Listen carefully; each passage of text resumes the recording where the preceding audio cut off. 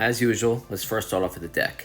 The deck is a carbon fiber deck that's downhill race inspired. And as you can see, its wheel flares, its concave, its drop down design all emulates a downhill race inspired deck. It's 31.5 inches in length and about 9.5 inches in width. It's IP65 water resistance. It's a total of about 18 pounds and the max load is about 440 pounds. So if that downhill race kind of lock-in feel is your thing, this is definitely for you. The drop downs, the wheel flares, they all act like multiple foot stops, but even better because it feels natural. But the deck shape and concave drop downs and flares are not the only attributes that keep you locked in. The grip tape.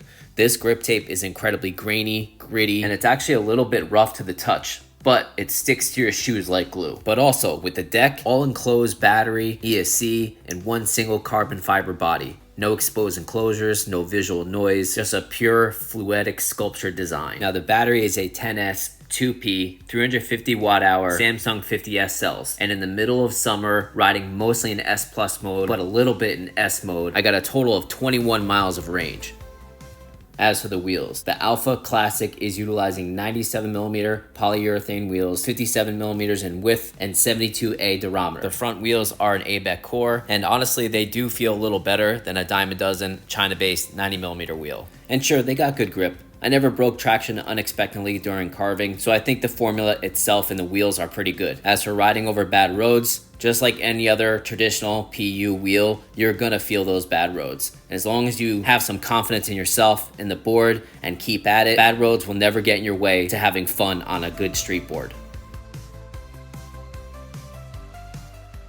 As for the motors, the Alpha Classic is utilizing 550 watt hub motors that are nicely enclosed inside the rear wheel sleeves. Now, a lot of older model hub boards have a very thin sleeve in the rear, making it very uncomfortable to ride. But with these, the sleeves are actually pretty dang thick, so it's as comfortable as it can get for a hub drive board. Now, the one great thing that no one ever talks about with hub boards is how the rear wheels allows the boards to have enough clearance to ride over things. For instance, belt drive and gear drive. When you run over a little curb, that gear drive or the belt drive motor mounts takes a significant amount of damage. When you're riding a hub board, it's very simple, easy, and the wheels just ride right over. No crazy impacts for the motor mounts getting in the way, whether it's a belt drive or a gear drive. So between a smaller battery, a elegant, sleek design, and no chunky, big motor mounts in the way in the rear, it's very easy to pick up, bring it along to the store with you, college campus, commuting to work, or just running your daily errands like I do. And if you don't want to pick up the board and carry it,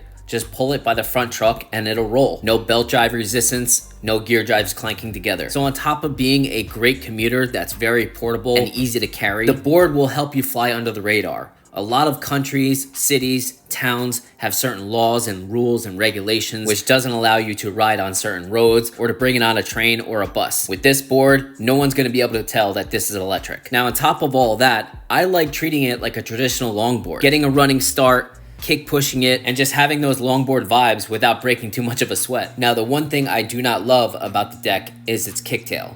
Don't expect that kicktail to actually just pop up the board as easily as a traditional kicktail board. There's just not a lot of leverage back there.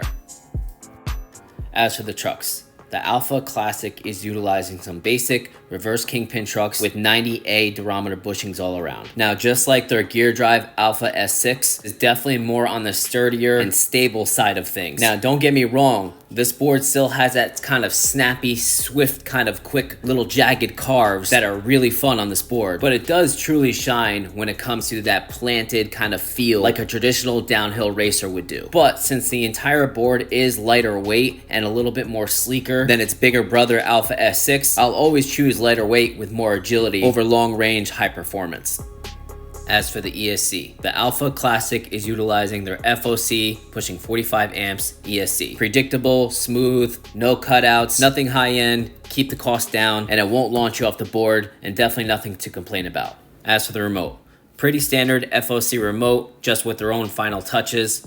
I like the hole for your index finger, makes it a little bit more comfortable to hold and gives you a little bit more security while riding. The data screen has all the information you need, battery for the board, battery for the remote, your speed modes, your speed, your trip, total miles, brake levels, reverse, live data readouts, and of course a back screen menu to change all the telemetry of the board.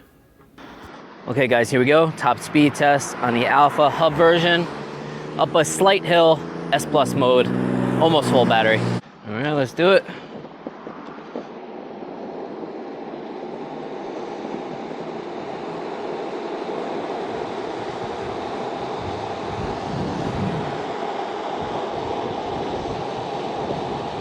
Very smooth and sturdy for sure.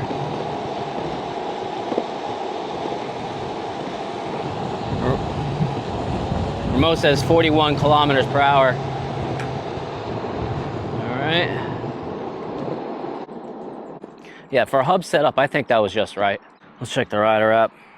25.5 miles per hour, and that was up a slight hill, so I think 26 is definitely doable on flat land. Okay guys, here we go. Giant hill test. Same hill we always use. A Lofty Alpha hub version, S plus mode, almost full battery. All right, let's do it. Not flying up it, but it's getting up there. 13 miles per hour, 14 it says, 15 miles per hour, 16, 18. That's what the remote says. I got a car coming, gotta go around the car. Still throttling though. Now it says 14 miles per hour on the remote. And yeah, I changed it from kilometers to miles per hour though. All right, got up the hill. Didn't struggle up there, but it certainly didn't fly. All right, let's check the rider app. 17.1 miles per hour up the giant hill with the hub version, a Lofty Alpha. Okay, brake test at 15 miles per hour. What I do like about these curves and these wheel wells, it kind of helps keep you stable when braking and accelerating right back here, and the same up front. All right, 1, 2, 3, brake. Nice, good, good.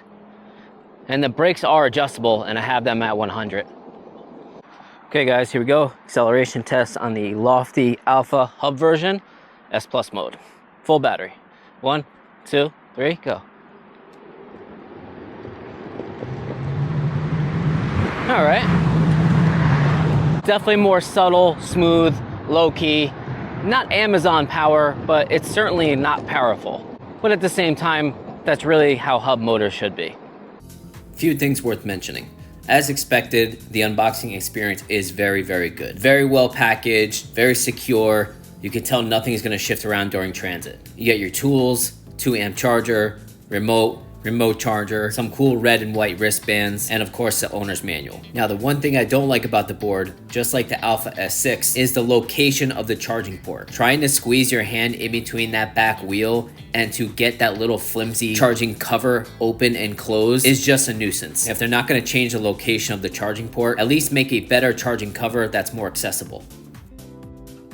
Final thoughts. A Lofty has actually been around for a long time. We just didn't know about it. They've been making high quality boards for very well-known manufacturers for almost half a decade now. They also have stellar customer service, always responding within 1 day with all my questions, and everybody else that I know that owns a Lofty, they are happy with the customer service and their boards. So if you love that downhill style board and want it in a hub version because you want to fly under the radar, hidden, quiet, and make it seem to regular people you're riding a traditional longboard, then this is definitely for you. This might sound silly, but this may be the most premium hub board on the market. And usually premium equals heavy, large, high performance, big batteries. Not with this. So if you're looking for a great portable, downhill race inspired, high quality board to fly under the radar, all for only $584 with our discount code, this board is for you. Thank you for watching, guys. Please comment, like, share, subscribe.